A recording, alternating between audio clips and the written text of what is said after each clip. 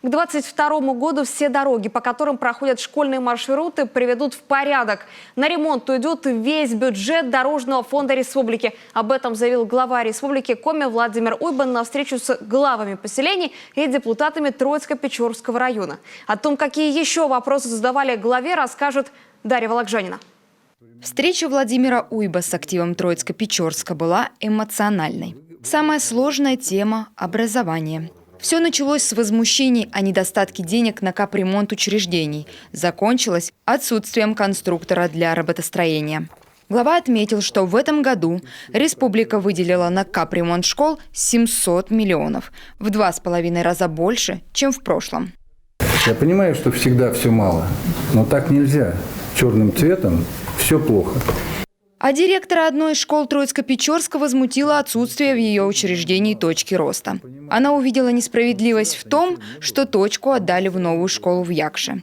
Разобраться в этом она попросила Владимира Уйба. Я рад за детей поселка Якши. Вы тоже рады.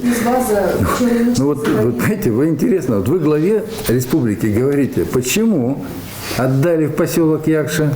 Но вы тут у себя как-то решите, с министерства пригласите, если сами не можете разобраться. А у нас никто не спрашивает. Слушайте, что значит никто не спрашивает? Так вы, значит, как это? Дитя не плачет, мать не разумеет. Плачьте и говорите. А потом, знаете, а почему отдали туда, а не отдали нам?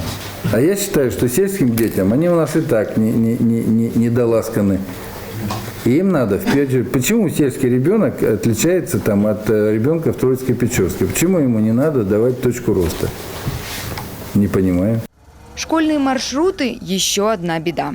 Они находятся в ненормативном состоянии. Глава отметил, что к 2022 году дороги, по которым курсируют школьные автобусы, будут отремонтированы. На это уйдет весь бюджет Дорожного фонда республики, без малого 5 миллиардов рублей. И правда, дороги – больная тема почти всех муниципалитетов, не исключение и Троицко-Печорский район. Местные жители озабочены их качеством и даже предложили главе по ним прокатиться. Я вам хочу сказать, что я по республике передвигаюсь только на машине или на лодке. Я на вертолетах не летаю. Поэтому если бы я как раз все эти дороги проехал, и она ничем, ваша дорога, не отличается от той же Удорской или по той, которой мы вчера ехали. Ничем. То же самое состояние.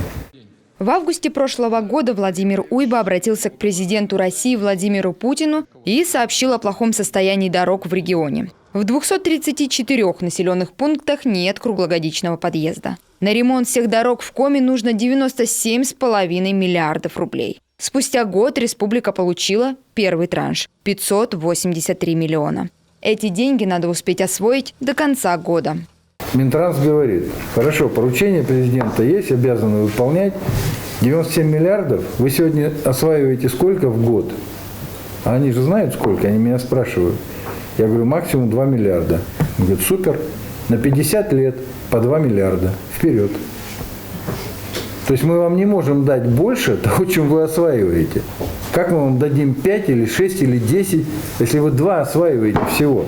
Такие нужные республике 97 миллиардов сразу получить нереально. В Коми просто не хватает мощностей, чтобы их освоить. Привлекать дополнительные – единственное решение. У нас дорожная отрасль сейчас в том состоянии, что мы больше копейки съесть не в состоянии, отработать нечем. Поэтому для нас сейчас очень эпохально эти 583 в сумме пришедших миллионов на республику. Мы должны кровь из носа, с учетом того, что сейчас уже конец дорожного сезона, их освоить, дабы показать федерации, что мы надежный партнер, мы можем работать.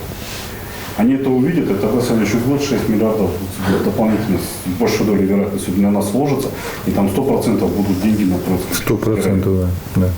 Только на 2022 год проектно-сметной документации подготовлено почти на 7 миллиардов, на 2023 – 22,5. Дарья Вологжанина, телеканал Юрган.